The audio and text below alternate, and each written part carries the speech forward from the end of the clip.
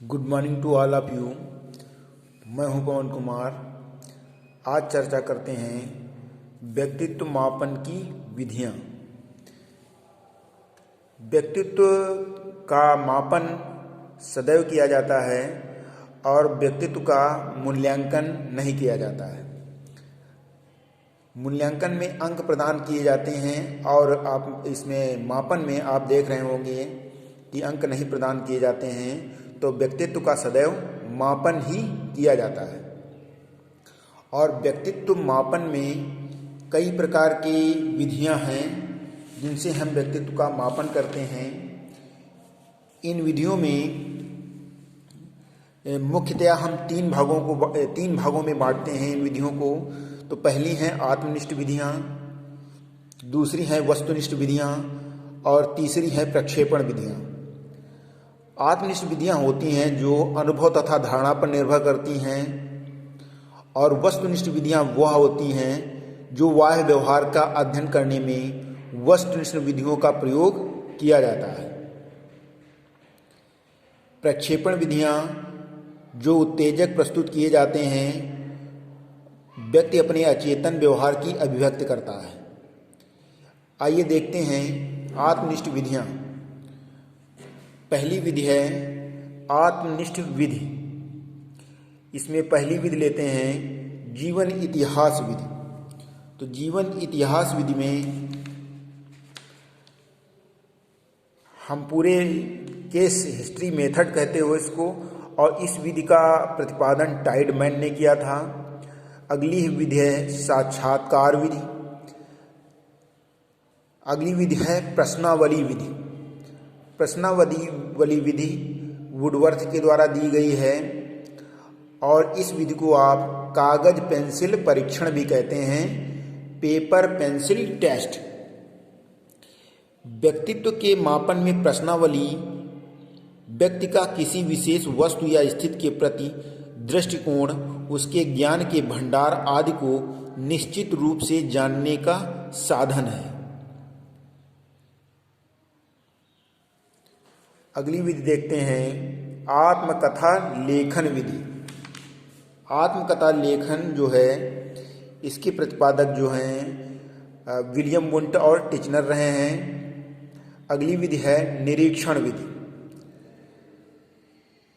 दूसरे प्रकार की विधियां हैं आपके वस्तुनिष्ठ विधियां। वस्तुनिष्ठ विधियों में पहली विधि है मापन रेखा विधि। दूसरी विधि है समाजमिति विधि। समाजमिति विधि जो है जे.एल. मोरेनो ने दी थी, जे.एल. मोरेनो। और इसमें नेक्स्ट में है आपकी शारीरिक परीक्षण विधि और परिस्थिति परीक्षण विधि।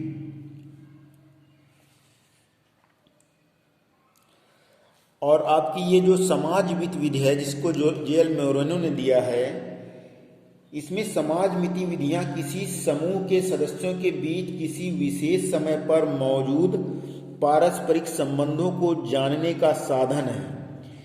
इस विधि में व्यक्ति का किसी समूह के सदस्यों के साथ किस प्रकार का संबंध है जाना जा सकता है। इसमें व्यक्ति से यह पूछा जाता है कि वह एक समूह के कितने लोगों को पसंद करता है, वह कितनों को नापसंद करता है। इस तरह यह विधि सामाजिक समायोजन की दृष्टि से बहुत महत्वपूर्ण है।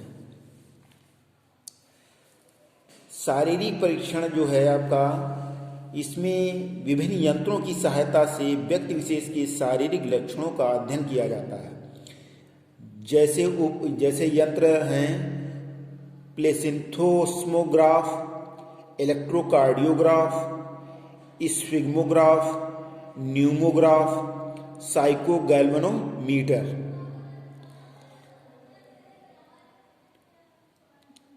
नेक्स्ट है परिस्थिति परीक्षण विधि। यह विधि वास्तव में व्यवहार परीक्षण विधि का अंग है। इस विधि में व्यक्ति को किसी विशेष परिस्थिति में रखकर उसके व्यवहार या किसी विशेष गुण की जांच की जाती है। नेक्स्ट में है व्यक्तित्व सूचियाँ। शिक्षा और मनोविज्ञान में व्यक्तित्व के मापन में व्यक्तित्व सूचियों का प्रयोग व्यापक रूप में किया जाता है। सूची एक प्रश्नावली का ही रूप होती है जिसमें विभिन्न कथनों या प्रश्नों का संकलन होता है। इन्हें भरकर कोई भी व्यक्ति विभिन्न परिस्थितियों में स्वयं के व्यवहार के संबंध में सूचनाएं देता है। तत्पश्चात मापक उन सूचनाओं का विश्लेषण करता है। नेक्स्ट है संचयी अभिलेख और नियंत्रित परीक्षण, निर्धारण मापनी, जिसका प्रतिपादन गाल्टन महोदय ने किया है।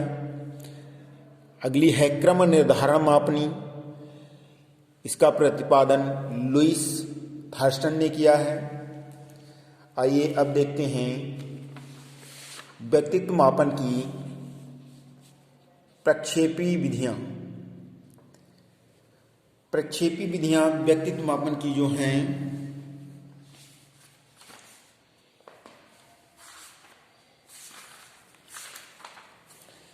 प्रक्षेपण का शाब्दिक अर्थ है कि व्यक्ति अपने को उभार कर अपने ही सामने लाए। सन 1911 में फ्रायड ने भ्रांति की व्याख्या करते हुए इस शब्द का उल्लेख किया। उन्होंने कहा कि यह एक प्रकार की रक्षा युक्ति है। फ्रायड का कहना है कि प्रक्षेपण का संबंध दमित इच्छाओं से है। व्यक्ति के अचेतन में इन दमित इच्छाओं का रूपांतर हो जाता है। इस विधि के द्वारा व्यक्तित्व की अप्रत्यक्ष रूप से माप की जाती है। इसमें व्यक्ति के सामने कुछ असंगठित उद्दीपक दिए जाते हैं। व्यक्ति उसके प्रति कुछ अनुक्रिया करता है। इसके माध्यम से व्यक्ति अचेतन रूप से दबी हुई इच्छाओं को प्रक्षेपित करता है।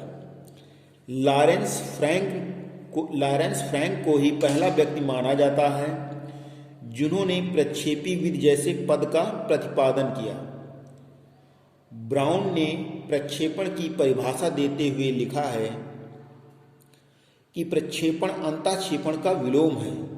इसमें स्व से संबंधित बातें बाह्य जगत की वस्तुओं या व्यक्तियों पर आरोपित की जाती हैं, विशेषकर वे बातें जो व्यक्ति के अहम को स्वीकार नहीं करती। जेम्स डी पेज ने प्रेक्षक के स्वरूप को स्पष्ट करते हुए लिखा है कि प्रक्षेपण एक प्रकार की मानसिक युक्ति है जिसके द्वारा व्यक्ति अपने व्यक्तिगत दोषों को किसी अन्य में आरोपित करता है। आइए देखते हैं पहली प्रक्षेपी विधि है रोर्सा का स्याही धब्बा परीक्षण। रोर्सा का स्याही धब्बा परीक्षण जिसका प्रतिपादन 1921 में स्विट्जरलैंड के प्रसिद्ध मनोवैज्ञानिक हर्मन रोर्सा ने किया था। इस परीक्षण में 10 कार्ड होते हैं और 10 कार्ड में 5 बिल्कुल काले कार्ड होते हैं, 2 कार्ड काले और लाल होते हैं और 3 कार्ड अनेक रंगों के होते हैं। तो कुल मिला के इसमें 10 कार्ड होते हैं। नेक्स्ट में है आपका अगली विधि प्रासंगिक अंतर्बोध परीक्षण, थीमेटिक अपरसेप्शन टेस्ट, जिसको आप TAT भी कहते हैं।